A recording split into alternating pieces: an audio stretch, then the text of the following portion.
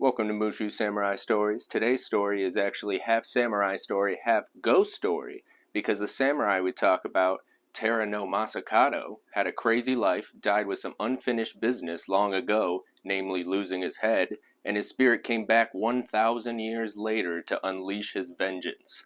He's regarded as the most powerful ghost in Japan, and you will not believe what happens, so let's get into it.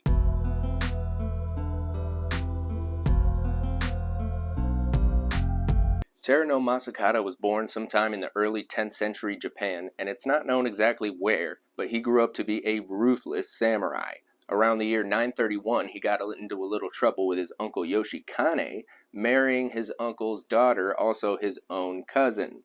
Some say there was also a land dispute involved, but this feud led to Masakado raiding and conquering villages around him, stirring up trouble. But he had a problem. He had three powerful uncles that he just pissed off. Uncle number 1, his new father-in-law, Yoshikane.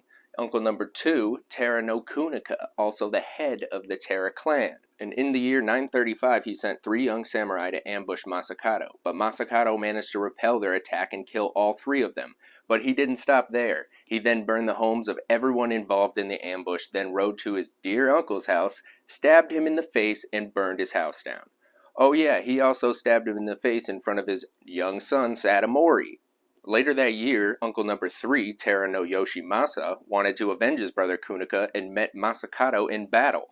But after 60 of Yoshimasa's men were killed almost immediately, he was forced to retreat. Yoshimasa then calls for the help of Masakado's new uncle/father-in-law, Yoshikane, who had mad connections, and by year 936 quickly assembled a large force to fight Masakado and meets up with Kunika's son and Masakado's cousin, Sadamori, who witnessed him kill his own father, remember?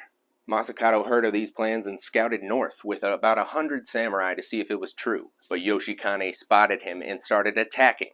Masakado and his men were greatly outnumbered, and even with being low on supplies and thousands of soldiers flooding in at them, they managed to deal heavy casualties on the enemies and made them retreat. Masakado chased Yoshikane and cornered him, but he couldn't decide whether to kill his wife's father or not. So Yoshikane used that time to slip away through a gap in his line to the west, and Yoshikane then ran to the emperor and tattled on Masakado for killing his other uncle, Kunika, where he is in prison for just a couple months before he was pardoned because of a young emperor's coming of age. I guess that was a thing back then, like, yo, the king hit his puberty, you're free to go. Yoshikane was understandably pissed and started attacking Masakado immediately on his return. In one of those battles, Yoshikane and his forces display large portraits, I'm not making this up, large portraits of his father and grandfather, displayed them out to Masakado and his army, and Masakado and his army retreat, holding their shields above their head in shame from the sight of his father and grandfather. It was a shaming tactic. I'm going to try that next time. Oh, you want to fight? Here's a picture of your dad. Yeah, what about now? A few days later, he came back to attack Yoshikane, but had to retreat again because of severe pain in his legs. But Masakado kept on growing his army, and in the year 939, he led the first rebellion against the central government, and captured the governor of the Hitachi province, conquered 2 other nearby provinces, and was calling himself the new emperor. Now, up until this point, the emperor was laying back chilling, but that pissed him off. He put a bounty on Masakado's head, and Sadamori, again hungry for revenge, teams up with imperial forces to fight him. In that battle, Masakado's forces had the advantage of the wind, and actually made almost 3,000 of the imperial troops retreat. Only about 300 imperial samurai, including Sadamori, were left when the wind suddenly changed direction. Masakado turned his horse around to get back into the fight, but right as he turned around, an arrow hit him right between the eyes, killing him instantly. Some say Sadamori took that shot, but we'll never know. Then they cut his head off and sent it to the emperor in Kyoto, who decided to put Masakado's head on display as a warning. He forbid anyone from giving Masakado's head a proper Buddhist burial. This is where things get creepy. In the days following his head being put on display, terrified villagers reported strange noises coming from the head at night. Some villagers say they saw the severed head twitch, growl at them, even fly around or gnash its teeth at people. But these were easily passed off as rumors, until one day everybody wakes up and the head is gone. The emperor demanded the head be found, but it was nowhere. A few years pass and the head mysteriously appears in a small village around 300 miles away near modern-day Tokyo and refused to leave, placing itself in different locations to stare at the villagers. Creepy. The local villagers, aware of the tale, took in the head, cleaned it, and made a gravestone for him with a nice message, And they finally gave Masakado a proper burial. Masakado's spirit seemed pleased with this, remaining dormant for hundreds of years thanks to the village's offerings. Now you might think that's silly, but wait till you hear what Masakado's head can do when it's mad. In the late 1800s, the Ministry of Finance for Japan built their new building over the land Masakado's tomb was on and moved his shrine to another nearby shrine.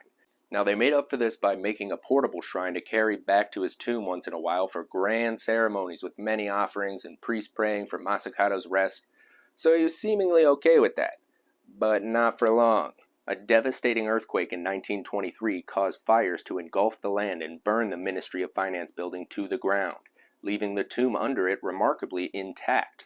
But sadly, there were no laws in place at the time for protecting historical properties, and they leveled the ground to put a new temporary Ministry of Finance building over it. Not good. Over the next 2 years, 14 people who worked in that building, including the Vice Minister of Finance, suddenly died under mysterious circumstances. Also, most of the living workers constantly complained of a strange pain in their feet when they were in the building. Ugh.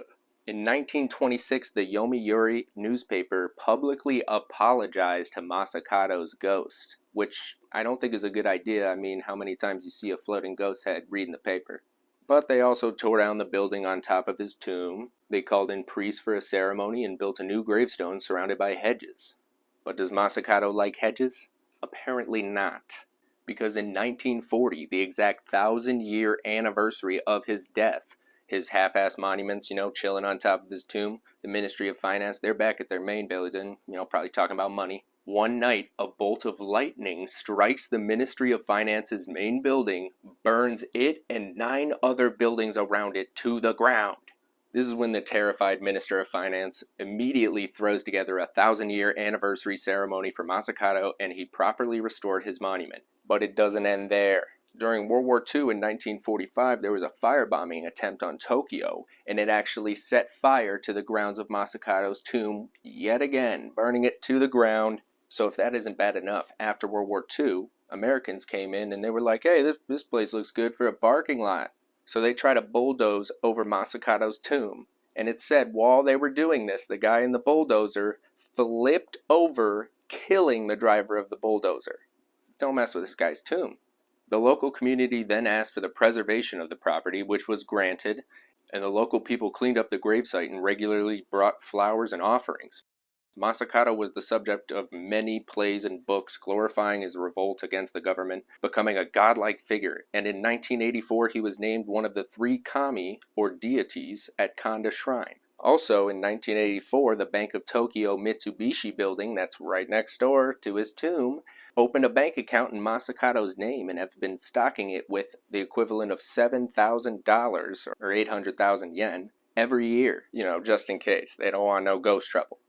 Even with the property being multi-million-dollar real estate in Tokyo, to this day the monument built in 1940 still stands and is taken care of. Nothing bad has happened since, but will it stay that way? The Japanese word for return home and frog are both pronounced keiru.